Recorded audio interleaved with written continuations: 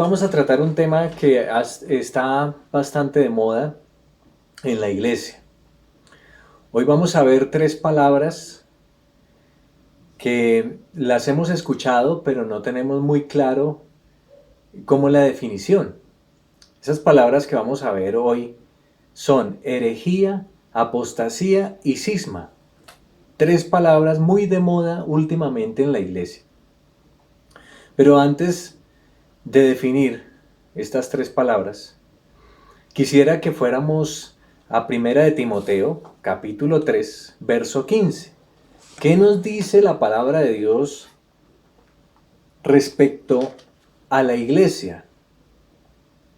Porque nos hacemos llamar católicos, decimos que somos católicos, pero muchas veces no conocemos bien cuál es la esencia de la iglesia. Quiero compartir con ustedes este texto bíblico. Dice, Primera de Timoteo capítulo 3, verso 15. Pero si tardo, para que sepas cómo hay que portarse en la casa de Dios, que es la iglesia de Dios vivo, columna y fundamento de la verdad. Escuchen esto. Dice Pablo, por si tardo, para que sepas cómo hay que portarse en la casa de Dios vivo. ¿Cuál es la casa de Dios vivo? La iglesia, que es columna y fundamento de la verdad.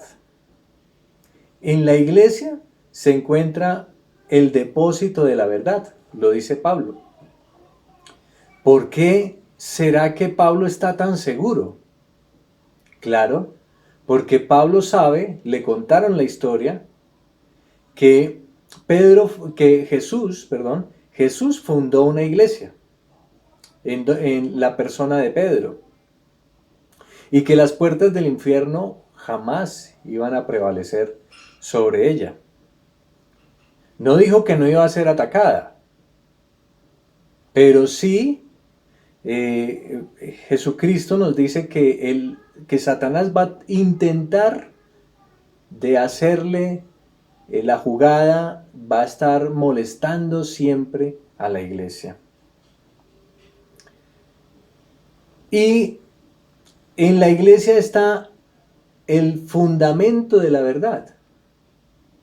Entonces, podríamos decir que si alguien está por fuera de la iglesia, va por el camino errado. Dentro de la iglesia, vamos por el buen camino. Pero ahora yo les hago una pregunta. ¿Usted por qué es católico? ¿Usted por qué es católica? Y cuando hago esa pregunta, suele haber respuestas muy superficiales, muy ambiguas. ¿Por qué es católico? No, porque es que yo nací ahí, mis papás nacieron católicos y me bautizaron ahí en la iglesia. Ah, usted es católico por eso. Pues déjeme decirle que esa es una razón muy pobre. No, yo soy católico porque es que yo creo que la iglesia más antigua es la católica. Entonces, pues yo creería que hay que estar ahí. Otros dicen, no, yo soy católico y lo dicen con una seguridad. Dicen, yo soy católico, mejor dicho. ¿Y usted va a misa los domingos? Ah, no, pues lo que pasa es que yo tengo que atender un negocito y pues a veces me queda difícil. Pero Dios sabe que yo tengo que atender ese negocio y me queda muy difícil ir a la Eucaristía el domingo. Pero Dios sabe, Dios entiende. Esos son los católicos o esas son las respuestas que uno escucha de algunos católicos. Entonces, es triste escuchar eso. Yo ya lo he explicado en otros grupos de oración, hemos hablado aquí de la iglesia y les he hablado más o menos casi que una hora hablando de por qué somos católicos y no tenemos la respuesta clara. Pero hay afirmación que hacemos nosotros como católicos. Nosotros decimos que la iglesia es una, santa, católica y apostólica. ¿Sí? Y debemos estar seguros de eso. Lo que pasa es que no todo el mundo está seguro de eso. No todo católico está seguro de eso. Que la iglesia es una, santa, católica y apostólica. ¿Por qué una? Porque Cristo en San Mateo capítulo 16, verso 18, dijo: tú eres Pedro, y sobre esta piedra edificaré mi iglesia. No dijo y edificaré mis iglesias, sino edificaré mi iglesia, es una. Y terminado el verso dice: y las puertas del infierno no prevalecerán sobre ella. Pase lo que pase, Satanás no va a poder destruir la iglesia de Jesucristo. Santa, una santa. ¿Por qué santa? Hay un texto bíblico bellísimo a las parejas, para las parejas, que se lee en los matrimonios.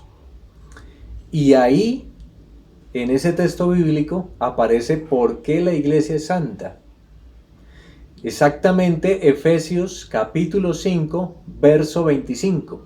5:25. Escuchen lo que dice la palabra de Dios.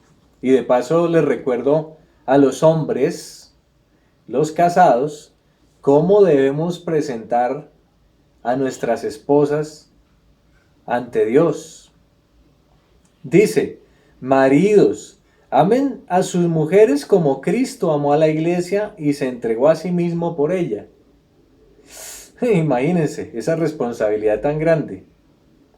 Amar a nuestras mujeres como Cristo amó a su iglesia. Amó a la iglesia y se entregó a sí mismo por ella para santificarla. Escuchen bien, para santificarla, purificándola mediante el baño del agua en virtud de la palabra, y presentársela resplandeciente a sí mismo, sin que tenga mancha ni arruga ni cosa parecida, sino que sea santa e inmaculada. Por eso nosotros, la iglesia dice que la iglesia es santa porque Cristo la bañó con su sangre y así nos la presenta. Cristo es la cabeza de la iglesia y nosotros somos sus miembros. Alguno dirá: pero ¿cómo va a ser santa si en la iglesia encontramos gente tan mala? Ladrones, homosexuales, drogadictos, lesbianas, pedófilos. Entonces usted podría decir: ¿cómo así? Si los que integran el cuerpo de Cristo son tan malos, ¿cómo va a ser santa? No, la iglesia no es santa por virtud nuestra. La iglesia es santa porque Cristo derramó su sangre y la limpió, la purificó de tal manera. Y Jesucristo es la cabeza. Por eso es santa la iglesia. Entonces tenemos, es una santa católica. ¿Por qué católica? Mucha gente no sabe por qué católica. La iglesia es católica porque católica significa universal. La otra vez iba en el bus y una señora se me hizo al lado y empezó a decirme: ¿usted de qué iglesia es? Y yo le dije: señora, yo soy de la Iglesia Universal. Yo ya sabía que cuando ella me dijo eso, dije: esta mujer va a ser protestante. Y fue muy chistoso porque yo le dije: soy de la Iglesia Universal. Y cuando ella escuchó eso, dijo: ve, ¿y esa cuál es? ¿Esa cuál es? Que es que esa no sé cuál es. Y le dije: ¿su merced no sabe cuál es la Iglesia Universal? Pues la iglesia que Cristo fundó. Entonces ella ya como que: no, ¿cómo así? Si la iglesia que Cristo fundó es la mía. Yo le decía: no, la iglesia que Cristo fundó es universal, es decir, es católica. Católica, católica significa universal. Y muchos católicos no lo saben. ¿De dónde nació la palabra católico? Pues bueno, primero que todo, ¿por qué universal? Porque en San Mateo, terminando los 28 capítulos que tiene San Mateo, en el verso 19, dice, hagan discípulos a todas las naciones, a todos, bautizándolos en el nombre del Padre, del Hijo y del Espíritu Santo. El Señor o la Iglesia es universal porque Cristo quiso que fuéramos a predicar el Evangelio a todo rincón. Por eso es universal. ¿Y de dónde nace católica? Nace precisamente de San Ignacio de Antioquía, que es uno de nuestros padres de la Iglesia. San Ignacio de Antioquía fue nada más y nada menos que discípulo de Juan, el que escribió el Apocalipsis, Juan, el que escribió el Evangelio de San Juan. Entonces, San Ignacio de Antioquía escribió cartas y una de sus cartas dice, donde está el obispo, donde está el sacerdote, donde se celebra la Eucaristía, allí está la Iglesia universal, es decir, la Iglesia católica. Y por primera vez le coloca católica a la Iglesia universal. Y apostólica. Apostólica porque Jesucristo formó a los apóstoles y en los apóstoles depositó toda la verdad. Él les enseñó a los apóstoles, los fue guiando. Y luego vemos en los Hechos de los Apóstoles, en el capítulo 2, en el verso 42, vemos cómo las personas acudían a las enseñanzas de los apóstoles. Perseveraban, dice la palabra de Dios, perseveraban en las enseñanzas de los apóstoles. Aquí yo se los estoy diciendo de memoria, perdónenme que les diga así de memoria, pero lo hago simplemente para poder darle abrebocas, es el abrebocas para poder hablar de las palabras que les acabo de mencionar al inicio. En la iglesia está el conocimiento de la verdad. La iglesia es la columna. Y entonces aparecen estas tres palabras que de pronto para algunos es rara, para otros ya es muy común, es muy normal, la conocen, algunos saben el significado, otros de pronto no lo tienen tan claro. Pero vamos a ver, herejía, ¿qué es herejía? Tomen nota, porque lo que yo no les hablo aquí con palabras mías, sino yo lo que hago es sacar de lo que es el catecismo de la iglesia, de lo que dice la Biblia, de lo que nos enseña el magisterio de la iglesia. Dice la bula Gratia Divina, expresa qué es herejía. Definió la herejía como la creencia, la enseñanza o la defensa de opiniones, dogmas, propuestas o ideas contrarias a las enseñanzas de la Santa Biblia, de los santos evangelios, de la tradición y el magisterio. Es decir, una herejía, les voy a dar un ejemplo. Digamos, en el Antiguo Testamento enseñan que 2 más 2 es 4.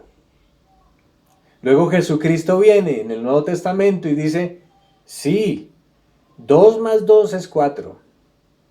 Y luego vienen los apóstoles y siguen enseñando, 2 más 2 es 4. Y la iglesia dice, 2 más 2 es 4, no hay pierde. Porque yo tomo estos dos y me dan 4, no hay pierde.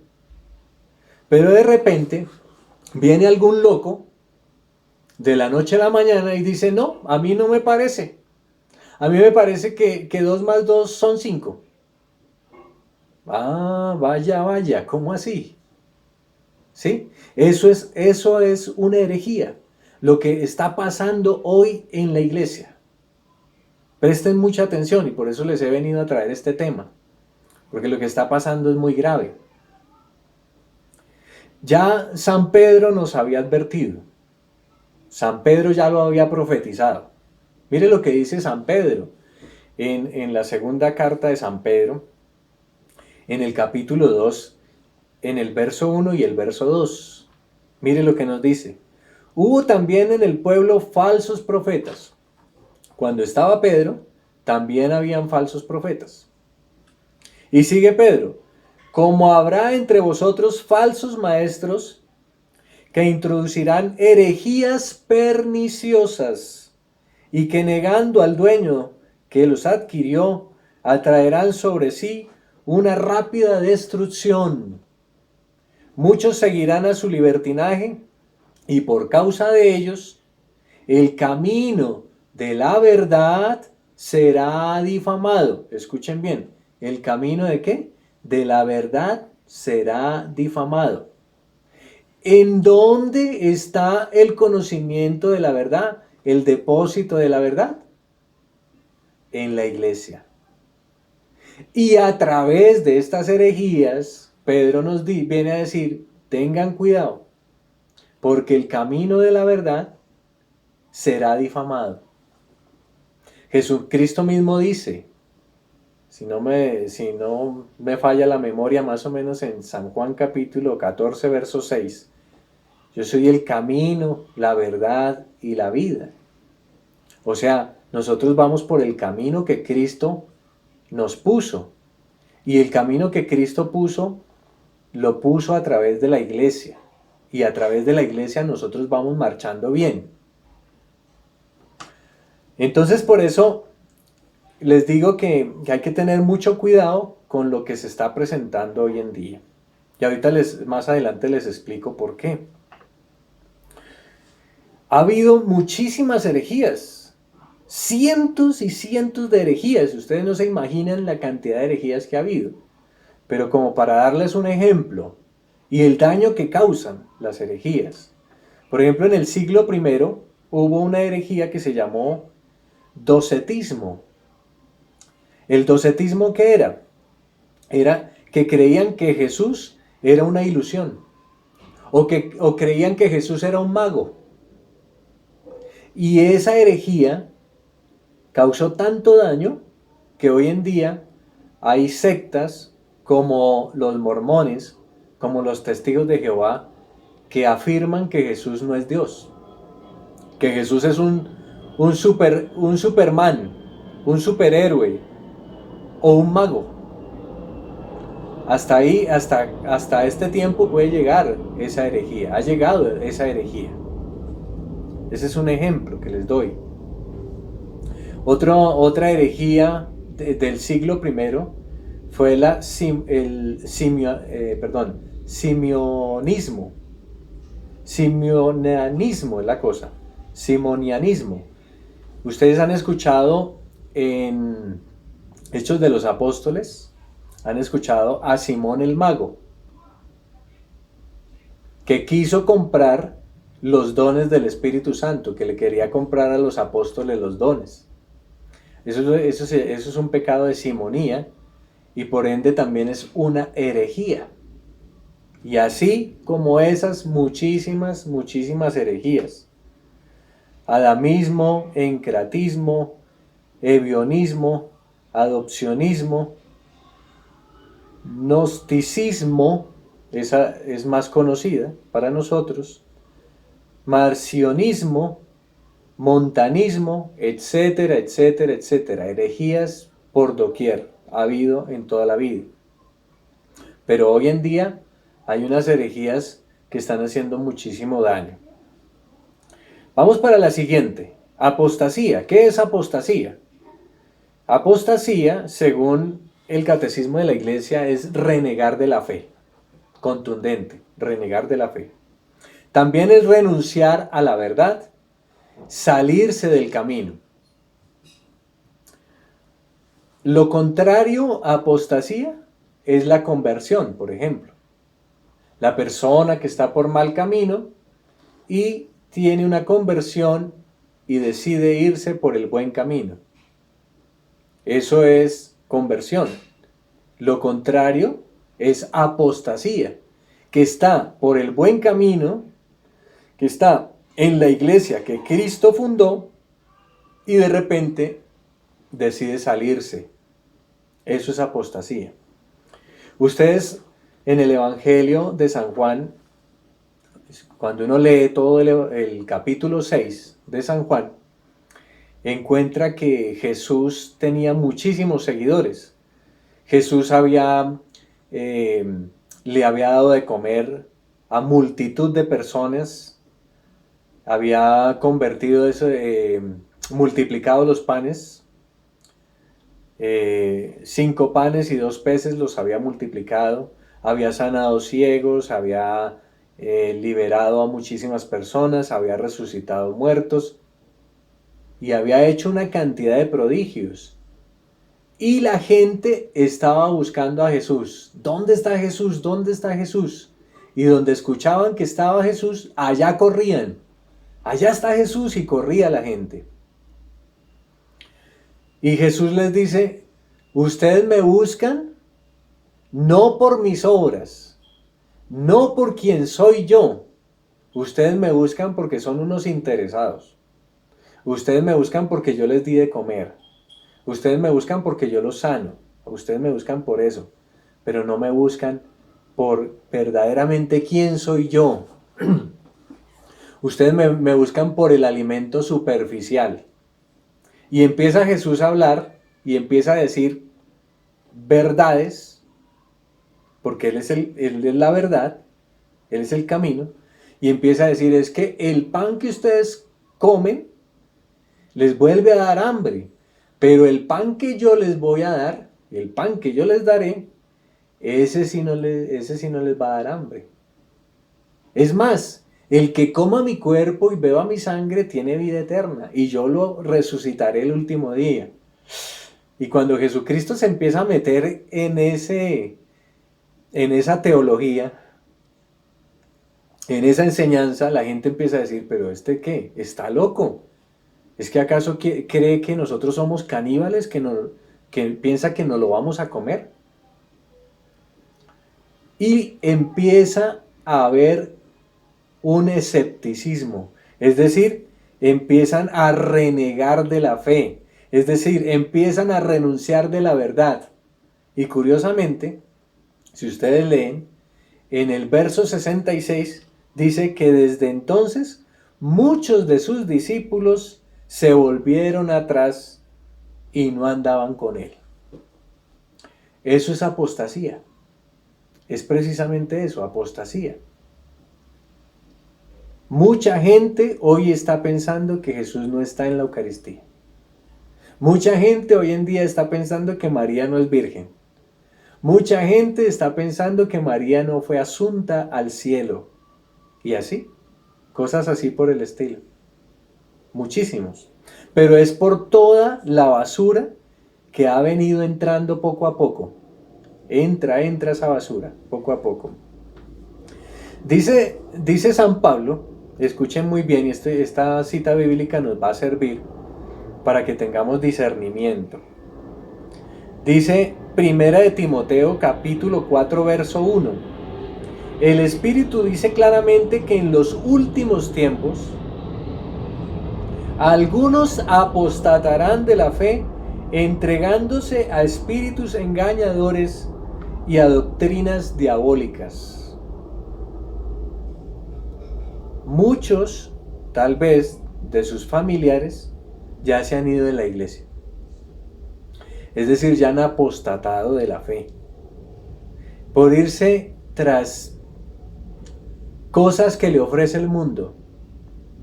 La nueva era, la yoga, la no sé qué, tantas cosas, tanta contaminación que nos está botando el mundo. Y muchos tal vez de sus familiares ya se han ido. Pero ya Pablo nos había dicho que en los últimos tiempos algunos apostatarán de la fe. Dice Gálatas capítulo 1, verso 8, dice: pero aun cuando nosotros mismos o un ángel del cielo os anunciara un evangelio distinto del que os hemos anunciado, sea anatema. Aunque un ángel del cielo, hermanos, si a usted, como el ejemplo que les decía, si a usted alguien le viene a decir que 2 más 2 son 5, sáquelo de una vez. Considérelo anatema. Hay una traducción que traduce, considérelo maldito. Entonces, no podemos aceptar, así sea un miembro de la iglesia, que le esté diciendo una cosa contraria a lo que Cristo enseñó, usted no lo debe escuchar. Tiene que tener mucho cuidado con eso. Primera de Corintios capítulo 6, verso 9 y verso 10. Les voy a leer esto para que se den cuenta de cosas que hoy en día nos están diciendo y nos las quieren achacar como verdad, como que no es pecado. Mire, Pablo, otra vez puntual, dice: ¿no sabéis acaso que los injustos no heredarán el reino de Dios? No os engañéis, ni los impuros, ni los idólatras, ni los adúlteros, ni los afeminados, ni los homosexuales, ni los ladrones, ni los avaros, ni los borrachos, ni los ultrajadores, ni los rapaces heredarán el reino de Dios. Y hoy en día hay teologías que están diciendo que Jesucristo nunca dijo, o Dios nunca dijo, que se uniera el hombre con la mujer. No, eso fue que Dios se equivocó, eso fue que traducieron mal la Biblia. Dios lo que quiso decir fue que se amaran, no importaba.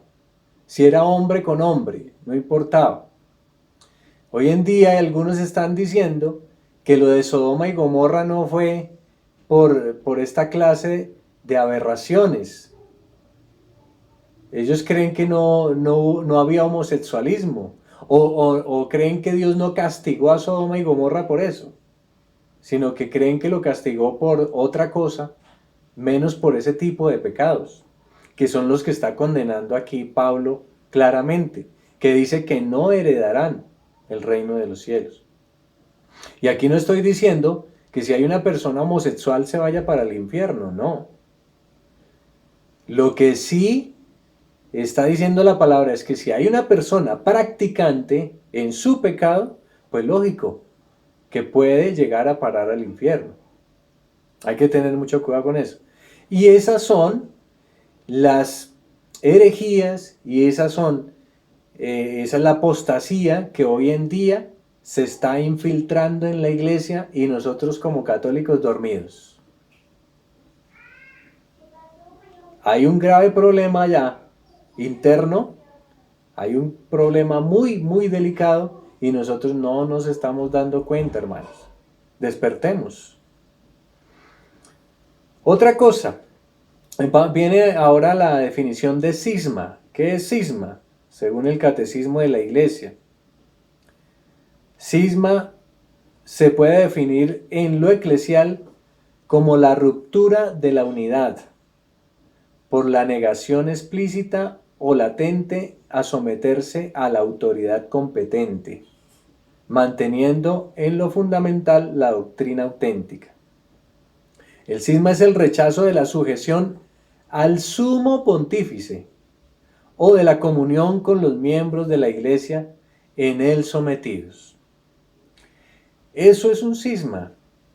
Aquella persona que no quiere obedecer al Papa, que no quiere obedecer a las autoridades y trae herejías, trae apostasía y hace que se empiece a dividir. Hay una ruptura, como lo que pasó en el cisma de Oriente, cuando la Iglesia Ortodoxa y los católicos se separaron. Hubo una ruptura grande, se fue un cisma grande. Y en el año 1500 con Martín Lutero hubo otra ruptura. Martín Lutero se llevó muchísimos católicos y creó una cantidad de división al punto que ni ellos mismos se entienden, porque a raíz de Martín Lutero surgieron ramas. Y hoy en día ya la iglesia está en la apostasía. Estamos viviendo la apostasía y eso no es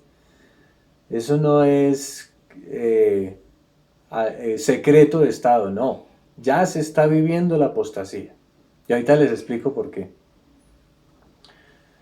Pablo nos dice en 1 Corintios, respecto a esto del cisma, en el capítulo 1, verso 10 y 14, os conjuro, hermanos, por el nombre de nuestro Señor Jesucristo, a que tengáis todos un mismo hablar, y no haya entre vosotros divisiones, antes bien, estéis unidos en una misma mentalidad y un mismo juicio. Porque, hermanos míos, estoy informado de vosotros, por los de Cloe, que existen discordias entre vosotros. Me refiero a que cada uno de vosotros dice, yo soy de Pablo, yo soy de Apolo, yo soy de Cefas, yo soy de Cristo. ¿Está dividido Cristo? No, Cristo no está dividido. Y hoy en día hay división dentro de la iglesia. Hay división. Lastimosamente, hay que decirlo y debemos ser conscientes de eso, porque algunas personas están pensando que no, que todo está corriendo de maravillas. No se engañen, no está tan fácil la cosa. Mire, solo los que siguen los temas internos de la iglesia conocen esto. Los obispos alemanes están firmes con su proyecto de ordenar mujeres sacerdotes, curas casados y bendecir las parejas homosexuales, lo que significa una ruptura de la iglesia alemana con el Vaticano. ¿Cuándo va a ser eso? Y por eso he querido traer este tema hoy. Ahorita, el 10 de mayo, del 10 al 16, y van a hacer este tipo de bendiciones. La iglesia de Alemania va a hacer esto. Y vaya curiosidad que coincide con la fiesta de Nuestra Señora de Fátima. Habrá un suceso que conmoverá las bases católicas mundiales y que significa la rebelión de los obispos alemanes contra el Vaticano y de hecho la división de la iglesia. Esto es serio. Esto es delicado.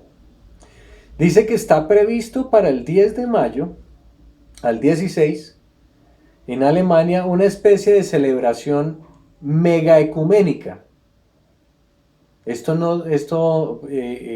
Digamos que un encuentro ecuménico se puede hacer, pero lo que ellos van a hacer, lo que piensan hacer es que todas esas personas que van a ir, todos esos cristianos, podrán, y de otras religiones, podrán recibir la comunión.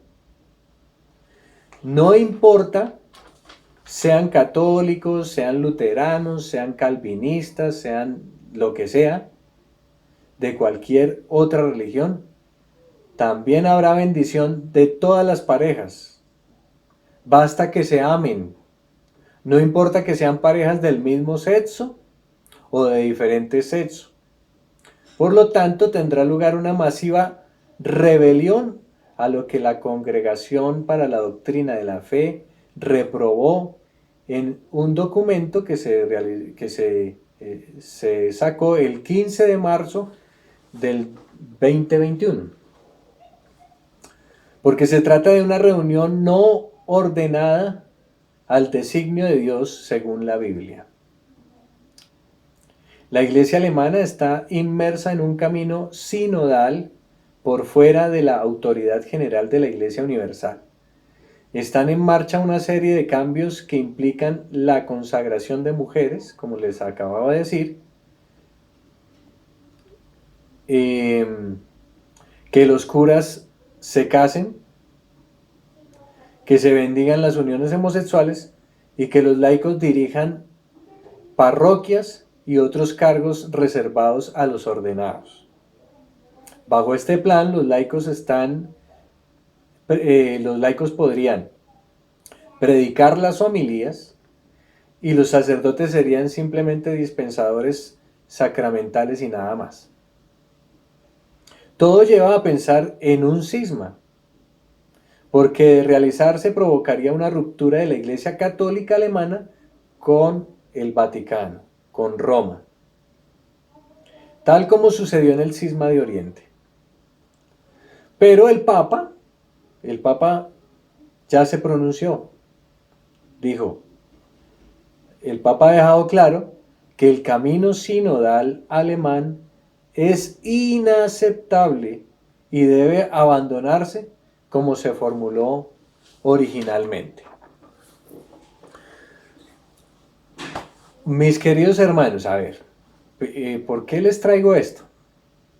Porque nosotros estamos como católicos, si no sabemos por qué somos católicos, pues imagínense ahora saber tantas cosas internas que hay en la iglesia que están pasando que muchas veces no sabemos. Lo que va a pasar ahorita, el 10, el Papa ya se pronunció y dijo que eso estaba muy mal. Sin embargo, eso se va a realizar. Y el problema aquí es que el Papa no le dé de una vez tate quieto a eso y diga, bueno, ustedes desobedecieron y ustedes a partir de ahora, qué pena, pero se tienen que ir. Eso sería lo que esperamos, que el Papa pronto se pronuncie y haga eso. Pero si no lo hace, puede causar más problema. ¿Por qué? Porque ahora mucha gente que estaba haciéndole coquitos a la Iglesia Católica va a empezar a mirar, es que la Iglesia Católica ya está pensando como nosotros, que aprueben el homosexualismo, que aprueben el aborto, que aprueben todo este tipo de cosas, entonces puede confundir a muchísimas personas. En cambio, si de una vez se dice, qué pena, pero ustedes no obedecieron, se tienen que ir, entonces pues ya se sabe que esa va a ser una secta. Pero mientras que esté dentro de la Iglesia Universal, de la Iglesia Católica, se creería que son de los nuestros. Y ahí es donde muchas personas se van a confundir. Porque la Iglesia está dividida. Está hablando dos cosas diferentes. Lo que enseña Cristo, lo que enseñan los evangelios, lo que enseña la tradición apostólica, la Iglesia, y lo que enseña el mundo. Y lo están tratando de meter ahí disimuladamente y las personas no se están dando cuenta. Y eso es grave. Así es de que, hermanos, hay que orar mucho, no solamente por Colombia, hay que orar también por nuestra iglesia. Sabemos que esto tenía que pasar, esto tiene que pasar, porque ya la Biblia nos lo anuncia. Dice, primero tiene que venir la apostasía antes de que se haga presente el impío, antes de que se haga presente el anticristo. Primero tiene que venir la apostasía y ya, la apostasía ya está. Entonces, hermanos, blanco es, gallina lo pone. Ustedes verán si seguimos dormidos o no, pero tenemos que despertar. Esto de la pandemia es simplemente un comienzo de algo muy incierto. Aquí van a haber cosas muy fuertes. Y solamente las personas que estén bien puestecitas en su lugar, que tengan a la Santísima Virgen María, que tengan la Eucaristía, que tengan los sacramentos, que tengan la tradición de la iglesia, esas personas van a poder discernir claramente. Mientras que otras personas se van a confundir y van a parar quién sabe a dónde.